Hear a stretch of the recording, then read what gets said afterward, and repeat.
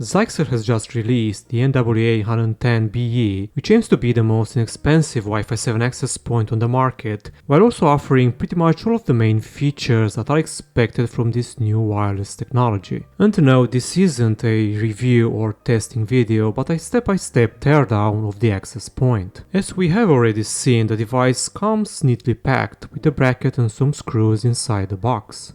The NWA110BE looks almost identical to the NWA130BE, but instead of having two ports, it only comes with a single 2.5 gigabit port.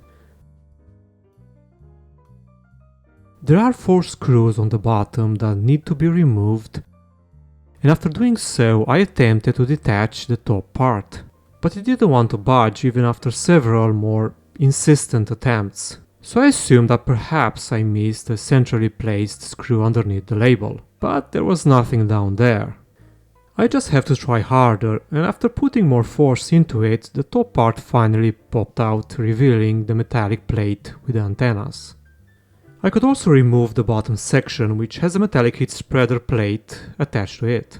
Moving forward, I had to detach the antenna plate from the PCB, so I started to remove the antenna connectors. But do be more gentle than I was, because I did remove one metallic hook which fortunately had no other role than to keep the antenna wire neatly on the side.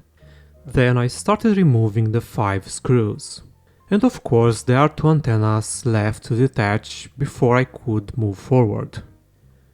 The antenna plate could then easily be removed, and we can see the bottom side of the plate. There are 2 aluminum covers that I removed with no main component underneath them, but I do need to show the small storage chipset that sits on this side. Next I returned to the top side and started detaching the metallic plates here. But as you can see, we got a stubborn one here, so I had to force it out, which did dent it quite badly. I did eventually manage to get it out, and I could move forward to removing all the heat pads to finally be able to see the rest of the main components. Make sure to pause or slow down the video to be able to see everything in good detail, since I will be moving a bit faster.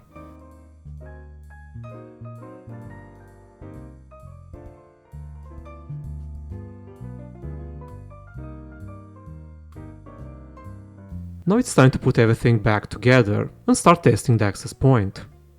That's all for now, thank you for watching and see you next time.